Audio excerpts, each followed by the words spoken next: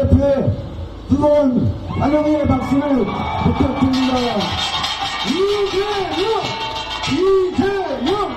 이재명!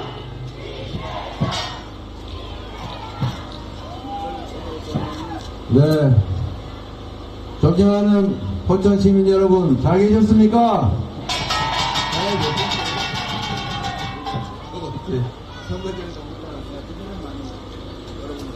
네, 여러분. 포천시가 발전하는 길, 박용국 후보를 국회로 보낼 준비는 되셨습니까?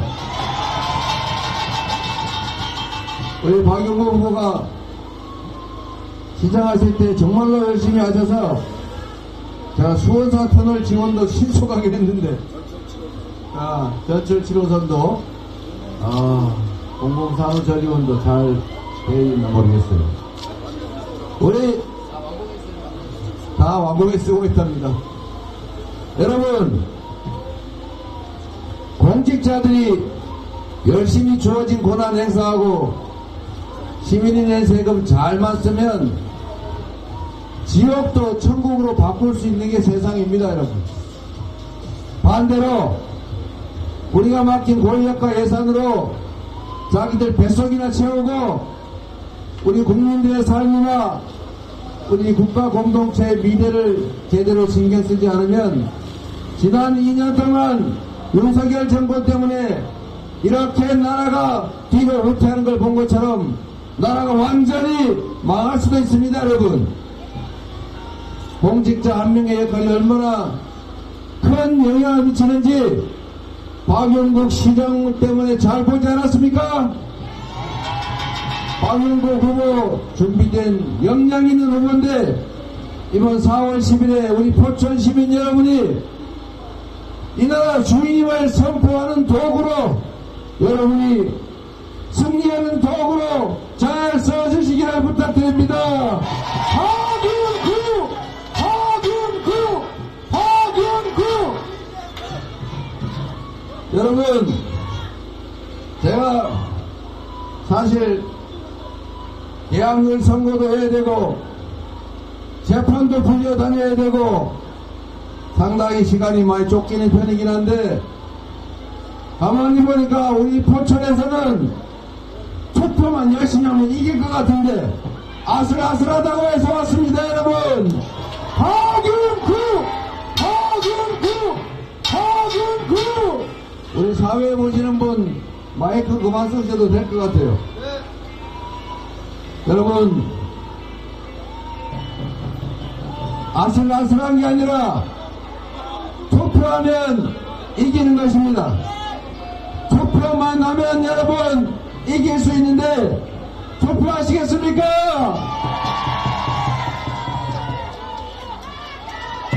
지금 여론조사에서 누가 앞서고 누가 뒤서고 왔다 갔다 하는 것은 이제는 의미가 없습니다, 여러분. 구도가 중요한 게 아니라 여론조사 수치가 중요한 게 아니라 여러분이 가셔서 투표하면 여러분이 아는 분들 주변에 투표하게 하면 바로 여러분이 이길 수 있는 것입니다, 여러분. 투표하시겠습니까? 목소리가 작아요. 투표하시겠습니까? 여러분, 대한민국은 국민이 주인인 나라 민주공화국 아닙니까? 그런데 이상하게 우리 국민들이 투표로 뽑은 정권인데 이 정권이 가끔씩 보면 국민을 거역하고 국민을 위하는 것이 아니라 오히려 국민들한테 고통을 주고 국민의 삶을 옥죄고 파괴하는 경우가 많습니다. 대체 왜 이런 일이 벌어지겠습니까? 국민이 만든 권력이 왜 국민의 의지에 어긋나는 반국민적인 정치를 하겠습니까? 이유는 단순합니다, 여러분. 투표를 하지 않기 때문입니다. 투표를 하지 않으면 중립이 아니라 투표를 하지 않는 만큼 그들의 몫이 늘어나기 때문입니다.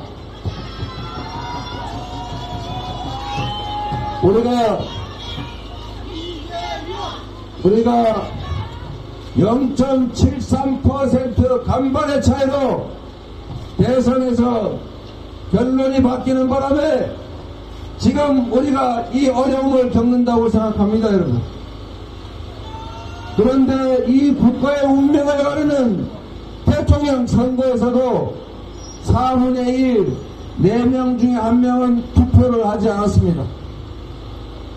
국회의원 선거는 3명 중에 1명 이상이 투표하지 않습니다.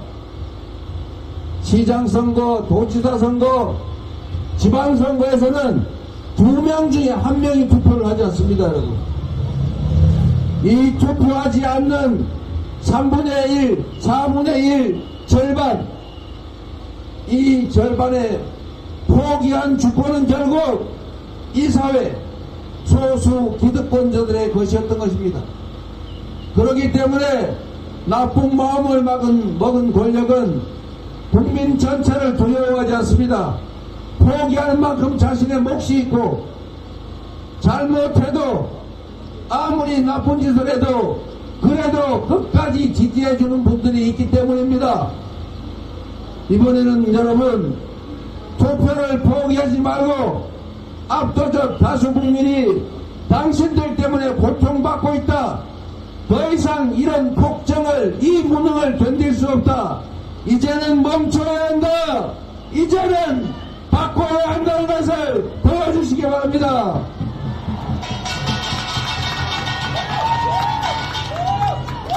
포천 시민 여러분, 대한민국은 바로 여러분의 것입니다. 대통령이 저렇게 마음대로 행사하는 그 거대한 권력도 대통령이 저렇게 마음대로 이거 해주겠다, 저거 해주겠다, 선거 때 가까워져서 불법 관건 선거하면서 해주겠다고 약속한 것들 하려면 1,000조 원이 든다는데, 그 1,000조 원 역시도 바로 여러분이 낸 세금 아닙니까? 여러분이 맡긴 그 엄청난 권력과 여러분이 낸 그 많은 세금을 오로지 국민과 여러분을 위해서, 포천시와 대한민국을 위해서 제대로만 쓴다면 얼마나 살기 좋은 나라 되겠습니까? 그런데 그 권력과 예산으로 국민과 국가를 보살피기는커녕 오히려 자기들 뱃속을 채우고 정적 탄압하고, 그리고 자기들 주변 사람들의 범죄 회피하는데, 은폐하는데 쓰고 있지 않습니까? 이제는 안 된다. 이 나라는 국민의 것이다. 너희 마음대로 할 수 없다. 너희가 행사하는 권력과 예산을 너희가 마음대로 써서 우리 국민과 국가의 미래를 망쳤으니 이제는 책임을 묻겠다, 이렇게 말씀하셔야 하지 않겠습니까?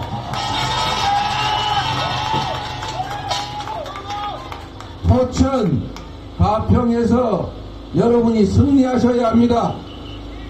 포천, 가평에서 더 이상 견딜 수 없다, 더 이상 용납할 수 없다, 이제는 용서할 수 없다고 선포하셔야 하지 않겠습니까?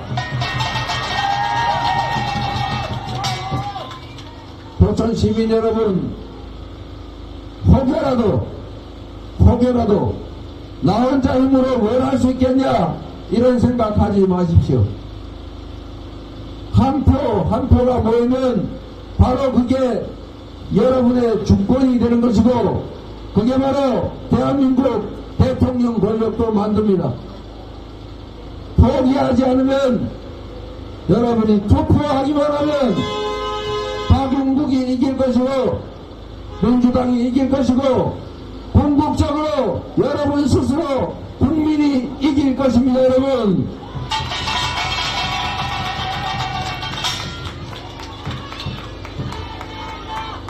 존경하는 포천 시민 여러분, 제가 아침에 해 뜨자마자 나와서 여기저기 다니느라고 힘이 빠져가지고 목소리도 갈라지고 어렵긴 합니다만 여러분들의 이 의지를 보니까 여러분들이 포천을 바꿀 수 있다는 그런 생각이 드니까 힘이 펄펄 납니다, 여러분.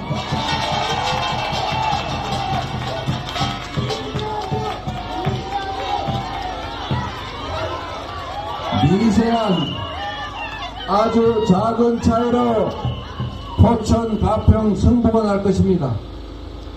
어쩌면 단 10표차, 100표차로 승부가 갈릴 수 있습니다. 나중에 후회하지 않도록 여러분이 가지고 있는 전화기에 있는 모든 사람들한테 연락해 주십시오. 여러분의 한 표도 중요하지만 주변 사람들이 포기하지 말아야 합니다. 그들이 포기하는 것은 눈에 보이는 것은 투표 한 장이고 각각 개인의 주권이지만 그들의 포기가 늘어나면 늘어날수록 여러분의 삶도 어려워집니다. 여러분 자녀들의 미래도 암울해집니다. 이 나라도 더 비민주적으로 더 불안전하게 더 깊은 전쟁의 위기 속으로 빠져들 수 있습니다. 이제는 멈춰야 하지 않겠습니까? 네, 맞습니다. 그리고 여러분, 포천 가평 지역은 우리 민주당으로서는 어려운 지역이기 때문에 각별히 이 말씀 하나 더 드리겠습니다. 여전히 윤석열 정권에 기대를 가지신 분도 많을 것입니다. 윤석열 정권이 성공해야, 윤석열 대통령이 성공을 해야 이 나라도 행복해지고 미래가 있습니다.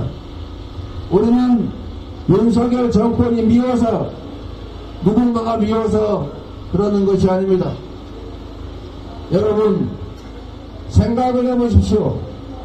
여러분은 윤석열 정권을 선택할 때 윤석열 대통령이나 국민의힘 국회의원들이 우리를 지배하고 통치하는 왕이 되기를 원하셨습니까? 우리를 위해서 더 열심히, 더 성실하게, 더 잘할 것이라고 믿었기 때문에 그분들을 선택하지 않았습니까? 우리는 숭배할 우상을 뽑은 게 아닙니다. 우리 지역사회를 더 발전시키고 대한민국의 미래를 더 밝게 만들고 우리의 삶, 우리 자녀들, 우리 이웃들의 삶을 더 풍요롭게 만들 것으로 믿고 맡긴 것 아닙니까?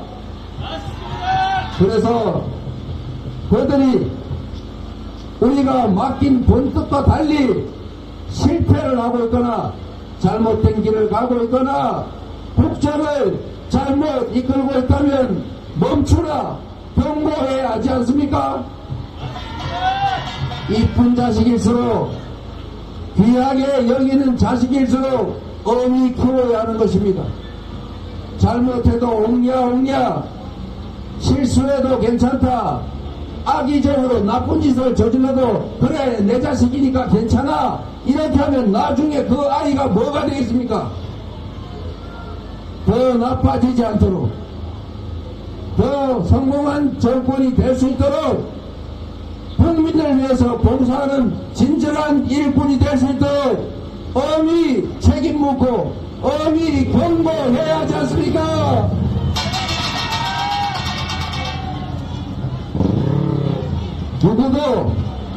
누구도 더 불행해지지 않도록 모두가 행복할 수 있는 길을 찾아가야 합니다. 조금만 마음 바꿔먹으면, 조금만 더 배려하면, 조금만 더 깊이 생각하고 좀 더 좋은 사람을 쓰면 좋은 나라 만들 수 있습니다. 성공한 정부 될 수 있습니다. 그렇게 될 수 있도록 4월 10일에 지지 여부를 따라서 이 정권에서 엄정한 평가, 엄정한 상벌을, 엄정한 심판을 확실하게 해주시기를 당부드립니다. 여러분,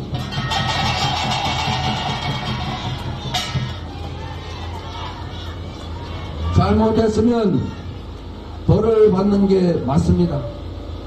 잘했으면 상을 주고 칭찬받아 마땅합니다. 그런데 여러분, 잠시 거짓말로 국민을 속이는 그런 일이 있더라도 결코 속지 말아야 합니다. 누가 또 방해하는 거군요. 여러분, 아마도 제가 경고한 걸 기억하실 것입니다. 그들이 분명히 바닥에 엎드려 큰절하고 눈물 흘리고 혈서 쓰면서 잘못했다고 할 거다. 사과한다고 하면서 국민에게 보수할 것이다. 말씀드린 대로 지금 엎드려 빌고 있지 않습니까?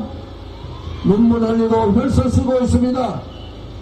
그런데 여러분, 우리 국민들이 비록 선량해서 눈물에 약하고 동정과 연민을 갖지만 우리가 연민하고 동정해야 될 것은 강자들의, 권력자들의 더 많은 권력을 욕망하는 그 악어의 눈물이 아닙니다. 우리는 우리가 앞으로 흘리게 될 눈물을 동정해야 합니다. 우리 이웃들이 지금 당장 흘리고 있는 그 소름과 아픔의 눈물에 동정을 보내야 합니다. 우리가 연민해야 할 것은 잘못된 권력 행사로 국민을 고통에 빠뜨리고 그럼에도 불구하고 그 권력을 유지하겠다고 그들이 흘리는 그 악어의 눈물은 아닙니다. 여러분, 눈물에 속지 말아야 합니다. 거짓말에 속지 말아야 합니다. 지금까지 수없이 잘못했다, 앞으로는 잘하겠다 했지만 그들은 그렇게 하지 않았습니다. 이번에 사과, 이번에 눈물도 시효는 딱 4월 10일까지입니다. 4월 10일이 지나면 언제 그랬냐 이렇게 얘기하면서 지금까지 했던 대로 아무리 잘못해도 미안하다, 잘못했다, 사과 몇 마디 하면 넘어갈 수 있구나, 이렇게 국민을 업신여기지 않겠습니까?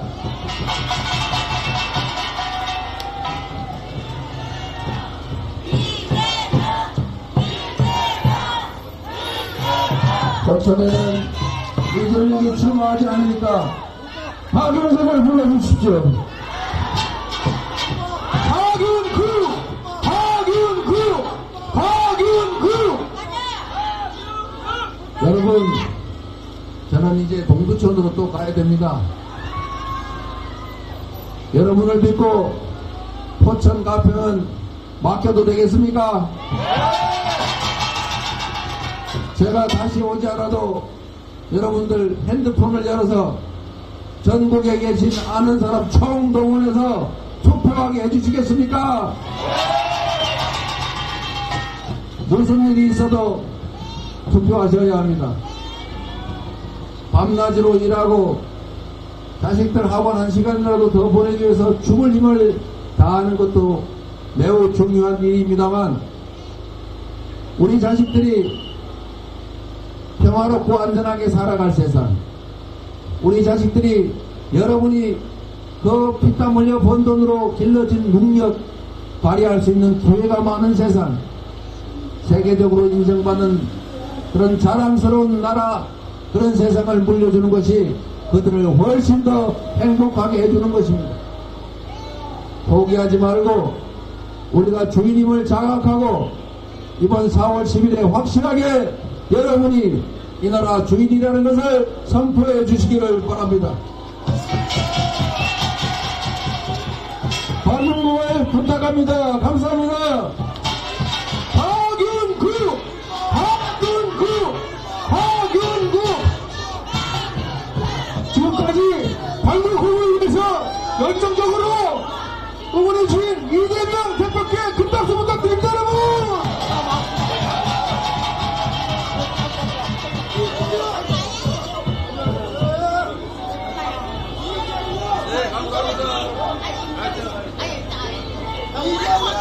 이재명!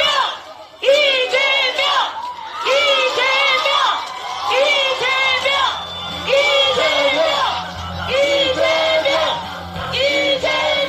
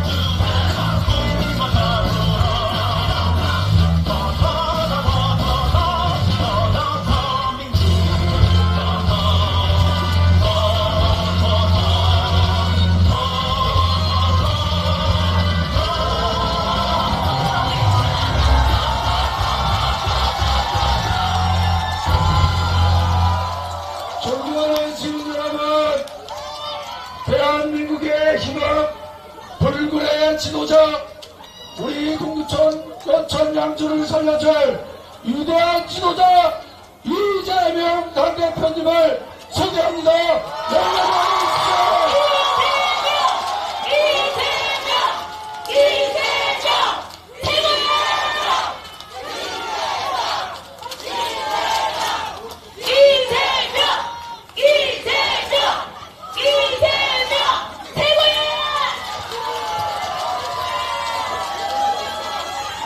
네, 동두천 시민 여러분 밖에서 반갑습니다. 우리 남편분 후보님, 제가 여기 한 번만 지원 열대 오면 될 것 같다 그래가지고 왔는데 하나도 될 것 같아 했습니다.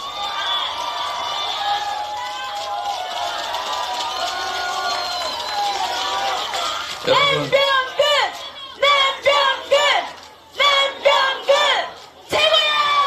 네, 제가 지금 제주도부터 전국의 지원 유세를 다니는 중이고 오늘도 계속 경기도 전역을 다니고 있는데 여기 동두천 그 유세에 참여하신 우리 시민분들을 보니까 좀 특이한 점을 하나 발견했습니다. 마분지가 많이 등장하게 했는데 보니까. 네. 이거 정말 아주 모범적인 사례 같습니다. 제가 얘기를 하다가 사실 주제를 가끔씩 까먹는데 여기 보니까 주제가 너무 많은 것 같아요. 네, 아이고. 뭐 이런 것도 주시고. 근데 일본이네. 일본이네. 빵인데 일본이네.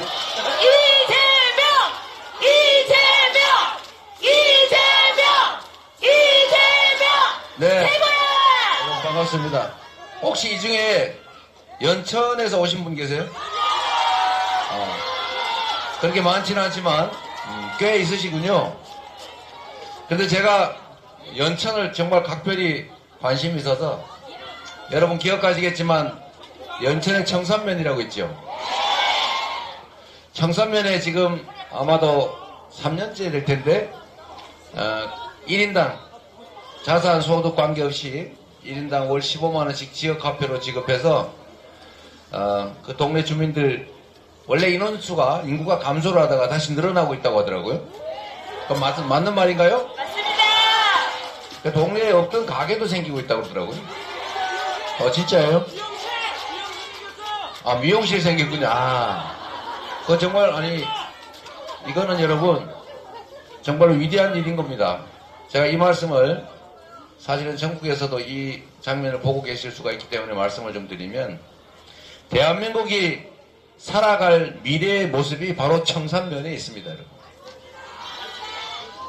청산면에 1인당 15만원씩 지역화폐로 지급을 했더니 인구가 꾸준히 줄어들다가 인구가 늘어나고 있습니다. 도로 이사를 들어온다는 얘기입니다. 그리고 거기 원래 망해가는 동네에 인구가 줄어서 망해가는 마을의 첫 번째 징조가 가게가 없어지는 거예요. 소비를 안 하니까요. 그런데 제가 그 미용실이 생긴다는 말을 듣고 이게 정말 새롭게 살아날 수 있겠다 그 생각이 들었습니다. 여러분 지금 경제 너무 어렵죠? 네. 그런데 이 경제가 어려운 것도 사실은 정권의 무능함 때문이고 이 어려운 상황일수록 경제를 살릴 길은 아주 쉽게 찾을 수가 있습니다. 제가 오늘은 저녁 식사 전 마지막 유세라서 좀 시간이 있어서 이 말씀을 좀 드리도록 할게요. 이재명! 그거 하지 마세요. 안 하셔도 됩니다.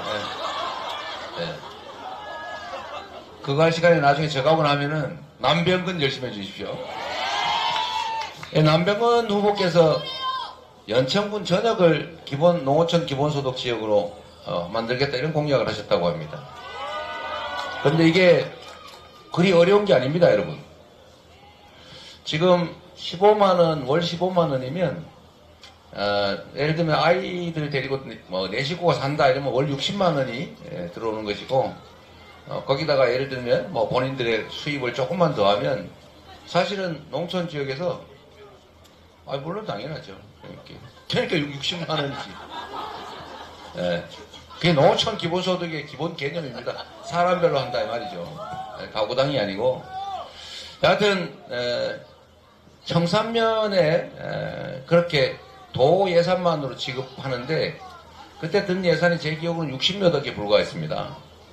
청산면이라고 하는 하나의 단위를 인구가 늘어나는 정말로 다시 살아나는 지역으로 만드는데 1년에 60억 밖에 안 들었다. 이거 도로 한 개 까는 가격에 10분의 1도 안 되거든요. 그런데 여기에 예를 들면 정부가 또 일부 부담을 하고 기초지방자치단체가 또 일부를 부담하면 재정 부담은 확 줄어들고 그거를 좀 확대를 하면 그 동네에서 돈이 돌아서 그 동네가 다시 살 수가 있게 됩니다, 여러분. 그런데 이거를 꼭 정부의 돈만 가지고 해야 되냐? 그렇지가 않습니다. 이거는 정부 정책 결정권자의 마인드에 관한 건데 여러분 여기 학생들도 이렇게 있으니까 한번 생각을 해보십시오. 이건 연구 가치도 있는 얘기입니다. 지금 전 세계가 에너지 전환의 시대라고 하죠. 재생에너지로 맞아요. 우리 학생도 알고 있네요. 우리 초등학생도 알고 있는데 이제는 화석연료, 즉 탄소를 발생시키는 석유, 가스 뭐 이런 화석연료로 제품을 생산하면 물건을 안 사겠다. 앞으로는 재생에너지로만 생산하는 물건만 사겠다. 라고 하는 게 뭐죠? 네, 여러분도 다 알죠?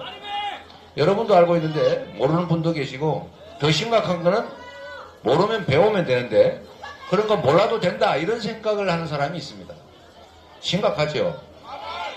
그런데 전 세계가 재생에너지에 대대적으로 투자를 하고 있습니다. 이제 10년, 20년 지나면 전 세계가 무역 장벽을 쌓을 거예요.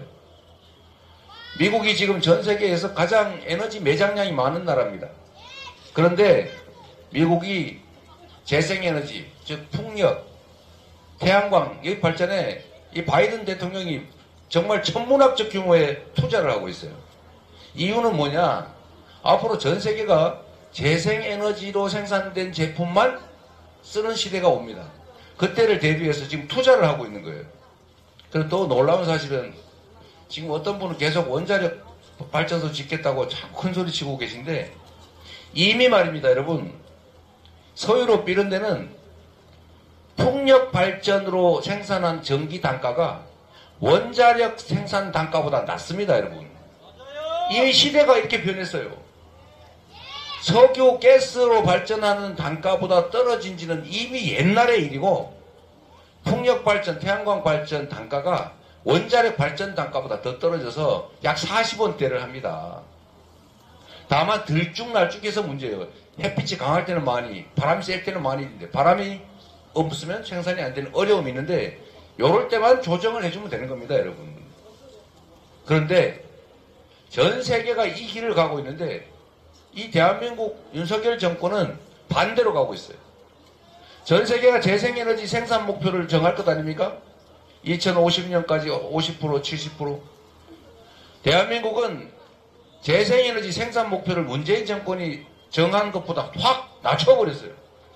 그리고 원자력 발전으로 전기를 생산하겠다고 지금 공언을 하고 그쪽으로 드라이브를 걸고 있는데 문제는 이거를 재생에너지로 쳐주지 않는다는 것입니다. 앞으로 대한민국 수출 기업들은 글로벌 기업들이 앞으로 5년 후, 10년 후, 20년 후 장기 공급 계약을 할 때 당신들은 재생에너지를 어떻게 공급받아서 어떻게 생산할지 계획서를 내라 라고 요구를 하는데 한국에서는 재생에너지를 추가 공급받을 수가 없습니다, 여러분. 대한민국은 재생에너지가 기껏해야 8%밖에 안 되고 이게 확 늘어난다는 보장이 없어요. 오히려 정부에서 재생에너지, 특히 태양광 발전산업 업체들을 압수수색한다고 하도 탄압을 하는 바람에 태양광 발전산업 숫자가 줄어들고 있습니다. 국내에 진출했던 글로벌 재생에너지 기업들이 철수하고 있어요. 이래서 지금 대규모 수출 기업들이 국내에 있는 생산기지를 해외로 옮길 계획을 하고 있습니다. 그리고 앞으로 새롭게 만드는 생산기지는 한국에 지을 수가 없어요. 10년 후, 20년 후에 재생에너지를 공급할 계획 자체를 수립할 수가 없기 때문에 장기 계획을 세울 수가 없어서 투자를 결정을 못하고 있습니다. 결국은 다 해외로 생산기지를 옮길 겁니다. 이게 현 정부가 하고 있는 일이에요. 이걸 비난하자고 하는 게 아닙니다, 여러분.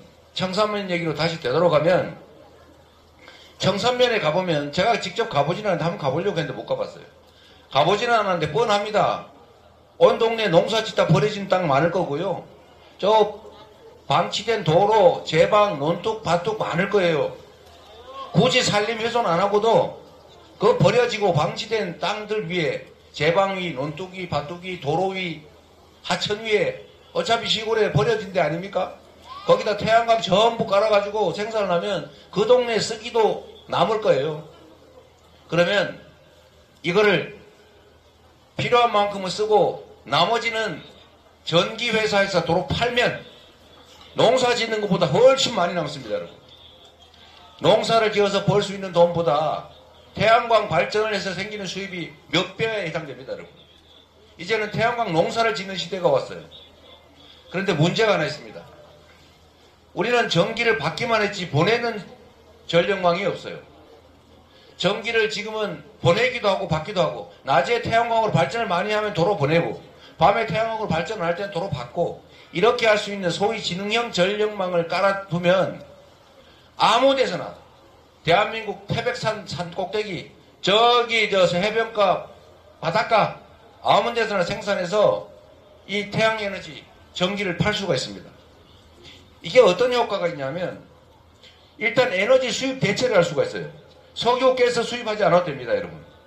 얼마나 많은 돈이 절감이 됩니까? 두 번째로, 해당 지역은 농사를 짓지 않고도 태양농사, 바람농사를 지어서 먹고 사는 길이 열립니다.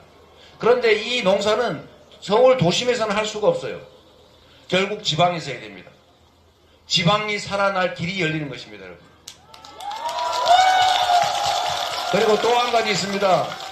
대한민국 기업들이 수출 생산기지에 사용할 재생에너지를 지금 조달할 길이 없는데, 온 국민이 동네 방방곡곡에서 생산하면 얼마든지 그 전기를, 재생에너지를 공급할 수가 있습니다. 세 번째로, 여러분, 이게 제일 중요한데, 지금 이럴 때 정부가 투자를 해줘야 됩니다.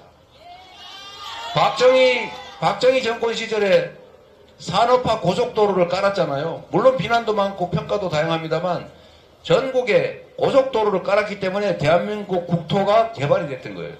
그걸로 소위 산업화의 기초가 닦였습니다. 그 다음에 김대중 대통령이 앞을 내다보고 앞으로는 IT의 시대가 온다 라고 보고 정보통신망을 깔기 시작했어요. 정보화 고속도로를 전국에다 깔았던 겁니다. 그래서 지금 대한민국 IT 강국이 됐어요. 전국 어디서나 세계에서 가장 빠른 통신을 하지 않습니까, 우리가? 그게 대한민국 기업들의 산업의 경쟁력입니다. 그걸 기초로 문화도 발전했죠. 이제 뭘 해야 되느냐? 대한민국 전역에 에너지 고속도로를 깔아야 합니다. 그래서 전국 어디서나 에너지를 생산해서 공급할 수 있도록. 화력발전소 지어가지고 주변 사람들 고통 겪을 필요 없어요. 석탄발전소 이런 걸로 싸움질할 필요 없습니다. 원자력 발전소 때문에 수십 년, 수천 년간 우리 강토 오염될 걱정하지 않아도 돼. 대한민국에 흔하고 흔한 게 태양이고 바람입니다, 여러분. 이럴 때 마치 대공황 때 미국이 후보댐을 건설했잖아요. 후보댐을 건설해서 일자리를 만들었습니다. 지금도 쓰고 있죠. 바로 이 불경기에 어려운 경제 상황일 때 정부가 대대적으로 투자하면 자 일자리 생기지요. 관련 산업들 발전하지요. 경기 순환돼서 경기 회복할 수 있지요. 이럴 때 정부가 돈을 쓰는 겁니다, 여러분. 이게 투자할 기회예요. 위기가 바로 기회인 것입니다. 전국에 다니시면서 대통령이 불법 관건 선거하면서 이거 해주겠다 저거 해주겠다 뭐 어디에다 1조 원 주겠다 어디에 10조 원 주겠다 이런 거 하느라고 1000조 원 필요하다는데 지금은 그럴 때 돈을 쓸 때가 아니고 재생에너지 에너지 대전환의 시대를 준비하면서 에너지 고속도로를 몇십조 원 정도만 들여서 깔면 전국이 에너지 생산 기지가 되고 지방이 삽니다. 청산면이 살아요. 이게 정부가 할 일입니다. 그런 거 하라고 우리가 세금 냈지요? 그런 거 하라고 권한 부여했지요? 그런데 그 권한, 그 예산을 가지고 뭐를 하고 있습니까? 고속도로 노선이나 바꾸고, 그린벨트 군사보호구역 해제해가지고 땅 투기나 하고, 국민들 세금으로 최상병 사건 은폐나 하고, 은폐 책임자 호주로 월급 줘서 대사로 내보내서 나라 망신시키고, 순방이 민생이다 이런 소리 해가면서 돈 막 써가지고 해외 다닐 때마다 국격 떨어뜨리고 외교 고립되고 결국은 한반도 평화위기 초래했지 않습니까? 국가 지도자가 국가를 경영하는 정치 세력이 똑바로만 하면, 제대로만 하면 국민의 살 길을 만들 수 있습니다. 위기일수록 기회가 있는 것입니다. 지금이야말로 투자할 때입니다. 정부가. 그래서 이 말씀의 정리를 좀 드리면, 청산면뿐만이 아니라 연천군도 인구는 작은데 얼마나 많은 사람들이 살아요. 더군다나 그 땅의 거의 대부분은 군사보호구역입니다. 그래서 정상적으로 개발이 불가능해요. 만약 그런 곳에 대규모 재생에너지 생산단지를 만들면 땅 활용도 가능하고, 거기서 생긴 수익의 일부를 해당 지역 주민들한테 배당해주면 저기 전남 신안군이 하는 햇볕연금 그런 것처럼 가구당 몇백만 원씩은 얼마든지 지원할 수 있어요. 그러면 모두가 행복하지 않습니까, 여러분?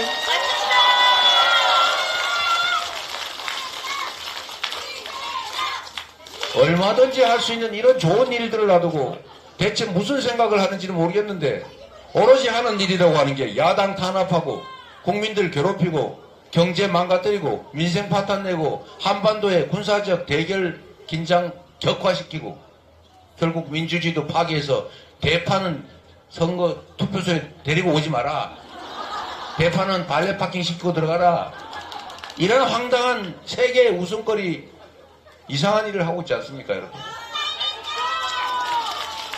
여러분, 정치가 뭐겠습니까? 다 먹고 살자고 하는 일 아닙니까? 한반도에 평화와 위기가 오면, 이 접경 지역에 군사적 긴장이 높아지면 땅값도 떨어지고 살기 어려워지잖아요. 한반도에 군사적 긴장이 높아지면 해외 투자자들이 빠져나갑니다. 주가 떨어지지요. 당연히 경제가 나빠집니다. 외교 잘못해가지고 국가들 간에 우호관계가 아니라 적대관계가 형성이 되면 기업들의 수출 판로가 막혀요. 외국 사람들이 한국 상품 잘 안 살려고 해요. 그러면 결국 기업들이 적자를 내고 수출 적자나고, 그래서 결국 또 경제 나빠져서 그 고통은 우리 국민들이 겪는 것입니다. 우리 국민들의 삶에 관계없는 게 하나도 없어요. 여러분, 입 틀어막고 칼틀막하고 협박하고 언론 봉쇄하고 겁주고 압수수색하고 맨날 세무조사한다고 겁줘서 사람들 굴복시키면, 그래서 독재화가 진행된다고 전 세계에 평가를 받으면, 그런 독재적인 나라, 예측 불가능한 불합리한 사회, 그런 나라에 누가 투자하겠습니까? 그것도 역시 경제가 나빠지는 원인입니다. 모든 걸 망가뜨리고 있어요. 하던 얘기를 제가 조금만 더 하면 다 먹고 살자는 얘기니까. 신안군이라고 아까 제가 잠깐 말씀드렸잖아요. 신안군수가 저한테 엄청 고마워해요. 맨날 다니면서 신안군수 얘기해가지고. 이름도 아예 알려드릴게요. 바부량이라고. 저하고 같이 이제 단체장도 했던 분이신데요. 이분이 정부하고 싸워가면서 뭘 했냐면, 신안군은 여러분 아시다시피 오로지 섬으로만 만들어진 군입니다. 대한민국에 딱 하나 있어요. 그런데 지금 농업지역, 어촌지역이 포함된 시군들은 인구가 줄어들어서 소멸 위험을 겪고 있습니다. 아예 사라지게 생겼어요. 인구가 줄어드는 게 가장 심각한 문제인데, 신안군만 인구가 늘어나고 있습니다. 왜 늘어나냐? 그 섬에, 군에, 다른 데 다 줄어들어서 난리인데, 딱 이유가 하나입니다. 햇빛 발전소, 소위 태양광 발전 산업 때문에 그렇습니다. 섬이니까 마치 폐처럼 온갖 해안이 엄청 많을 거 아니에요. 얕은 바다, 그리고 방치된 염전, 이런 게 많으니까 거기다가 태양광 발전 시설을 유치를 하는 겁니다. 근데 보통 태양광 발전 시설 유치를 하면 태양광 발전 업체가 들어와서 땅 산 다음에 거기서 자기들만 돈 벌어서 나가니까 주변 사람이 싫어해요. 그런데 이거를 해결을 했죠. 태양광 발전 산업을 하는데 그 지분 중에 약 30%쯤인가를 해당 지역 주민들한테 지분으로 준 겁니다. 안 그러면 허가 안 내준다, 협조 안 해준다 이렇게 압박을 해가지고 결국 기업들은 70%만, 나머지 30%는 지역 주민이 갖기로 하고, 여기 들어가는 돈은 다 펀드에서 융자를 해줍니다, 여러분. 왜냐하면 대한민국에서 재생에너지가 부족하기 때문에 판로가 확보가 돼 있거든요. 그리고 몇 년 동안 얼마 가격으로 사준다고 보장이 돼 있습니다. 그냥 땅 짓고 헤엄치기 쉽게 말하면. 그래서 거기는 내가 해당 지역 주민으로 이사회에 참여합니다. 계약서 쓰고 지분 참여하면 돈은 누가 대주고, 물론 책임은 내가 지지만 확실히 남는 것이에요. 그래서 거기서 어떤 결과가 나왔냐. 지금 현재는 가구당 많이는 연간 250만 원씩을 지급한대요. 가구당입니다. 연천군만큼도 안 되는 거죠, 사실은. 제가 지금 자랑하는 중입니다. 근데 이걸 앞으로 가구당 500만 원 정도를 지급하게 하는 게 목표라고 하고, 태양광 발전소를 조금 몇 개만 더 만들면 얼마든지 가능합니다. 그 신안군에 있는 그 해안 버려진 또는 방치된 땅 중에 요만큼도 안 쓴 거예요. 지도에서 보면 표시도 안 날 정도입니다. 그 정도를 가지고도 해당 지역에 거주하는 주민들한테 가구당 250만 원 정도를 지급하고 앞으로 500만 원을 지급한다고 하니까 전국에서 자꾸 이사를 오기 시작했어요. 너무 많이 와가지고 감당이 안 된다 이거. 그래서 어떻게 했냐, 제가 들어보니까 30세 이하가 들어오면, 젊은 사람이 들어오면 바로 지급해준다. 40세 이상이 오면 1년 있다가 준다. 50세 이상이면 3년 있다 준다. 뭐 이렇게 정했다고 해요. 그런데도 인구가 계속 늘고 있습니다. 줄지 않는 것만 해도 위대한 일인데 인구가 늘고 있어요. 만약에 여러분, 정부가 체계적으로 전국에 에너지 고속도로를 깔아서 지능형 송배전망을 깔아서 아무 데서나 전기를 생산해가지고 남는 걸 팔 수 있게 해주면, 여러분도 저기 버려진 옛날 태어난 시골로 가셔가지고 논뚝밭둑에 길가에 노는 논밭에 거기다가 태양광 발전시설을 해놓고 낮에는 그냥 그 전기 쓰고 밤에는 팔고 이러면서 배 두드리고 정말 부자로 살지는 못할지라도 안정적 수입 가지고 행복하게 살 수 있습니다. 아침에 해 뜨는 거 보고, 야 저녁 때 해지는 거 보면서 치도 쓰고 푸성기 키워 먹으면서 조금 있는 연금 받아가면서 얼마든지 잘 살 수 있어요. 이런 나라 왜 못 만듭니까? 이게 뭐 엄청나게 많이 돈이 드냐? 그렇지 않습니다. 대통령이 지금 선거 막 두고 23곳인가 전국 다니면서 이거 하겠다 저거 하겠다 약속한 게 1000조 원이라는데, 1000조 원은 그냥 한 50조 원 정도만 하면, 아니 뭐 많이 힘써서 100조 원이라고 치더라도 그거 다 나중에 회수 가능한 안전한 투자입니다. 이럴 때 정부가 보증하고 펀드 만들어서 대대적으로 에너지 고속도로 깔면 그 사이에 일자리도 생길 것이고, 돈이 돌아서 우리 경제도 좀 회복될 거고, 우리 주머니도 좀 차서 동네 가게에도 매출 올라서 서로서로 살는 거 아닙니까? 이게 정부가 할 일 아닙니까? 그래서 우리가 누가 시킨 거 아니죠? 여러분, 남병건 후보께서 청산면처럼 연천군 전역을 기본소득, 농촌 기본소득 지역으로 만들겠다 이렇게 공약했는데, 일부에서 아마도 아이고 그게 되겠어? 이렇게 생각하실 것 같아요. 그런데 여러분, 어렵지 않습니다. 재원 부담을 일부가 하고, 예를 들면 월 15만 원씩 지급하는 게 어려우면 월 10만 원씩만 하든지, 아니 5만 원씩이라도 하면 어떻습니까? 그 시작하고 그 효과가 있으면 늘려가고, 그리고 말씀드린 것처럼 연천군 일대를 어차피 특성이 있으니까 노는 땅 활용해서 풍력 발전, 태양광 발전, 재생에너지 산업들을 대대적으로 육성하고, 그러면 사실 그 태양광 발전시설 수리하는 사람도 먹고 살아야 되고 관련 산업들이 발전한다 그 말입니다. 불가능한 얘기가 아니에요. 남병헌 후보 한번 보시라니까. 남병근 최고야. 여러분, 우리는 사실 정치 권력에 의해서 희망이 생기는 그런 나라 잘 살아보지 못했어요. 우리가 학에 따라서 그런 세상 만들 수 있습니다, 여러분. 생각을 조금 바꾸고 우리가 맡긴 권력이, 우리가 낸 세금이 정말 국민과 국가를 위해서만 온전하게 쓰여지는 그런 합리적인 나라를 만들기만 하면, 여러분이 쉽게 말해서 투표만, 선거만 제대로 잘 해주면 책임만 확실하게 물어서 나쁜 짓 한 것은 응징해주고 잘하는 건 상을 주고 그것만 분명하게 해주면 정치가 국민과 국가를 위해서 제대로 작동하지 않겠습니까? 그러면 지금도 얼마든지 할 수 있는 일입니다, 여러분. 한번 남병근과 함께 한번 해보시겠습니까?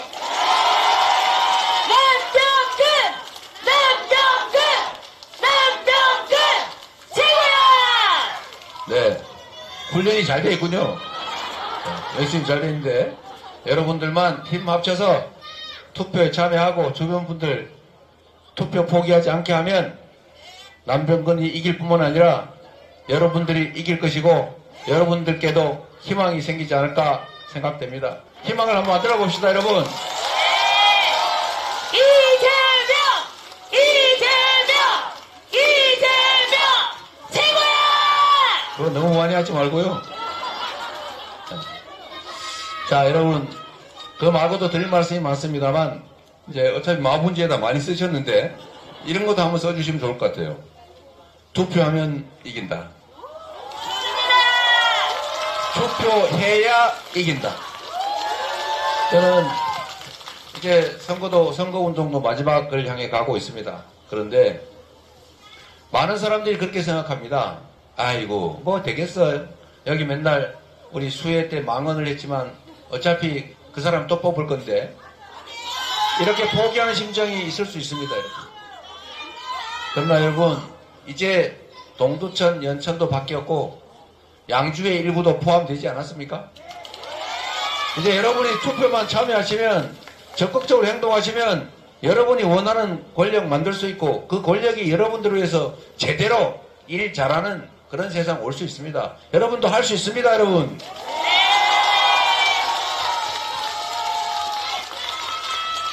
네. 네. 우리 학생은 나중에 훌륭한 사회활동가 될 것 같아요. 자, 여러분.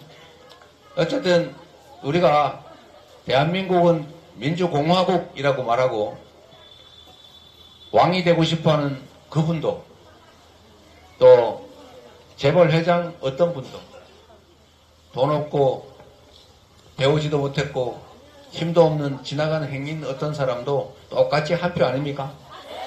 그런데 이 세상은 재벌회장이나 힘센 그 어떤 소수들보다 압도적 다수는 힘겨운 삶을 살아갑니다. 여러분, 지금 이 권력이 특정 기득권자들을 위해서 권력을 남용합니다. 예를 들면 재정이 부족해서 우리 젊은 과학도들, 연구자들 밥값도 못하게 R&D 예산, 연구개발 예산을 대폭 삭감하고 서민 지원 예산도 삭감하고 동네 골목에 우리가 잘 쓰던 지역화폐 지원 예산도 싹 삭감하지 않았습니까? 돈이 없다고 합니다.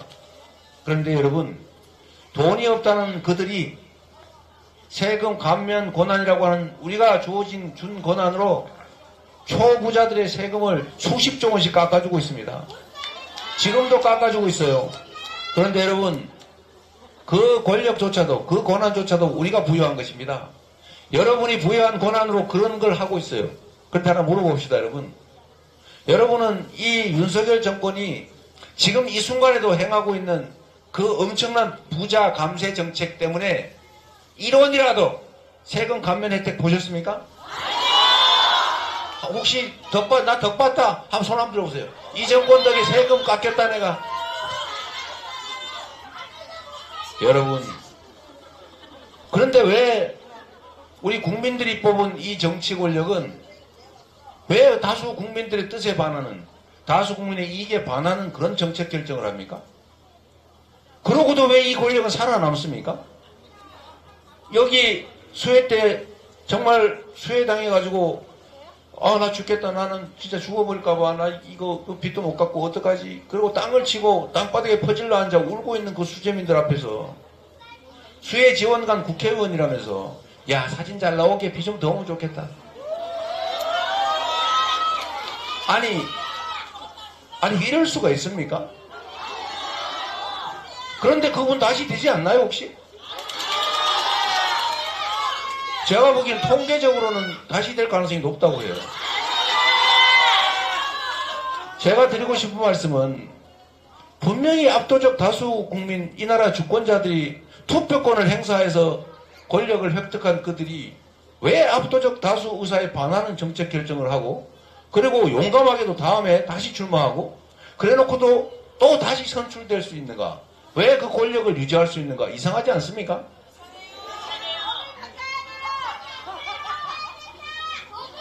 가만히 좀 계셔보세요. 여러분, 이제 그만하세요. 이제 그만. 이제 방해되고 있어요.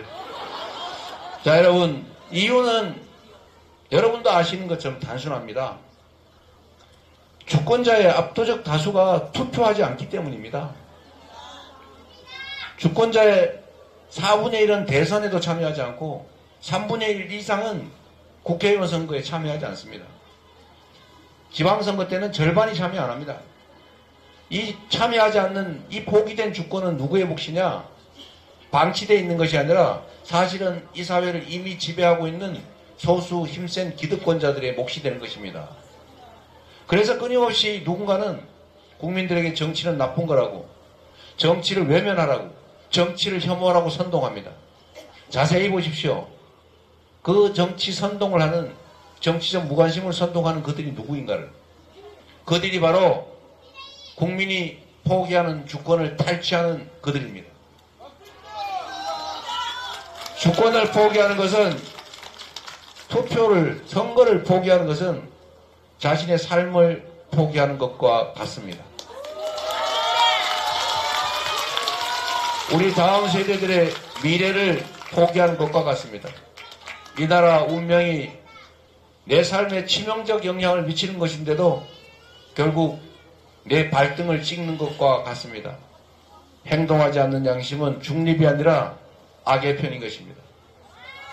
여러분이 행동하면 여러분이 원하는 세상을 만들 수 있습니다. 여러분이 실천하면 여러분이 뽑은 권력이 여러분을 위해 일할 것입니다. 여러분 주변 사람들을 참여하게 하고 행동하게 하십시오.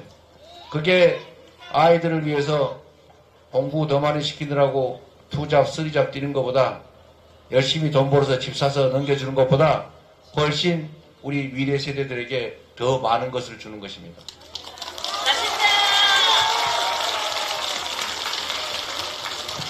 포기하면 지지만 투표하면 이깁니다.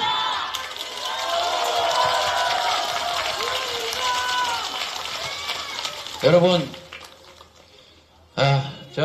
많은 분들이 오셨으니까 여러분들이 얼마나 소중한 분들인지 한 말씀 부탁드리고 가겠습니다. 가만히 있어. 이제 그만하세요. 충분히 했어요. 자, 여러분, 정말로 중요한 말씀인데, 지금 여러분들은 투표를 할 때 낭만적으로 하십니까? 처절하게 해야죠. 너무나 중요한 일이니까 처절하게 해야 됩니다. 그런데 지금 제가 수없이 말씀드렸던 것처럼 드디어 국민의힘 후보들이 눈물쇼, 엎드려 절하기 쇼를 시작했습니다. 사과한다, 잘못했다, 한 번만 기회를 더 주세요. 앞으로는 더 잘하겠습니다. 이렇게 말합니다, 여러분. 그런데 과거에도 수없이 그랬습니다. 그들의 눈물, 그들의 큰절 사과의 시효는 선거 당일까지입니다. 선거가 지나면 그들은 언제 그랬냐는 듯이 다시 원위치로 돌아갔고, 오히려 그런 경험이 쌓이면 쌓일수록 그런 확신만 더 하게 됐습니다. 아, 우리가 아무리 잘못하고 아무리 나쁜 짓을 해도 선거 때 큰절하고 잘못했습니다, 엎드려 눈물 흘리면 다시 용서받고 다시 기회를 주는구나. 그래서 이들은 지금 지난 2년 동안 국민이 맡긴 권력과 예산으로 국민이 아니라 자신들의 사복을 채웠고, 국민을 겁박했고, 국민을 고통 속으로 몰아넣었습니다. 그러고도 진정으로 반성하지 않습니다. 끊임없이 야당을 욕합니다. 여러분, 이런 여당 봤습니까? 아니, 여당이 뭘 하겠다, 야당이 반대하고, 그래서 타협하고, 그래서 야당 보고 발목 잡는다고 욕을 하고 흉을 보는 게 정상인데, 이 정부는, 이 여당은 뭘 하자는 게 없어요. 맨날 야당 욕만 해요. 이재명 욕만 해요. 야당하는 거 반대만 하고 거부만 해요. 이런 정권 보셨습니까? 도대체 관심을 어디다 뒀는지 알 수가 없습니다. 이해가 안 돼요. 그러고도 다시 권력을 유지할 수 있다면 그들이 국민을 어떻게 보겠습니까? 다음에 더 심하게 할 겁니다, 여러분. 지금 2년 동안 이렇게 나라를 망치고 우리 스스로는 고통 속에 살고 있는데 심판하겠다고 이렇게 다짐하고 있는데 그들이 엎드려 절하고 눈물을 흘리니까 갑자기 동정심 생겨서 그들을 용서하면 그들은 이제 더 국민을 무시할 겁니다. 여러분, 우리가 선량한 국민들 아닙니까? 누군가가 눈물 흘리면 공감하고 안타까워하고 동정하지 않습니까? 우리 국민들의 그런 착한 심성을 그들은 악용합니다. 눈물도 종류가 있어요. 눈물도 고통과 슬픈 약자들의 눈물이 있기도 하고 이거 잡아먹기 쉽게 하려고 흘리는 악어의 눈물도 있는 겁니다. 지금 그들이 흘리는 눈물은 잘못된 권력을 유지하고자 자신들의 실책을 감추고 그 권력을 그대로 계속 유지하기 위해서 국민들을 속이는 악어의 눈물입니다. 이 눈물에 절대로 속지 마십시오, 여러분. 아마도 내일 모레 되면 지금은 지방에서 엎드리고 절하고 혈서 쓰고 눈물 흘리고 있는데 곧 모 위원장을 포함해서 큰절 시작할 겁니다. 그럴 때 여러분 이 꽉 물고 정말 우리가 연민해야 될 것은 내가 앞으로 정치의 실패로 국정의 실패로 흘리게 될 내 눈물 또 이 나라가 잘못돼서 우리 다음 세대들이 고통 속에 흘리게 될 그 눈물 그리고 지금 이 순간에도 먹고 살기 어려워서 이자 못 내서 월세 못 내서 자식들 가족들 끌어안고 이 세상 어떻게 해버릴까 이런 생각하면서 흘리는 그 서민들의 그 고통스러운 그 눈물을 연민하셔야 됩니다. 악어의 눈물은 잊어버리십시오. 남병근을 통해서 이번에 여러분 꼭 승리하시길 바랍니다. 남병근을 통해서 여러분이 이 나라 주인임을 증명하기 바랍니다. 남병근을 통해서 여러분의 더 나은 삶을 개척해 가시기를 부탁드립니다. 고맙습니다.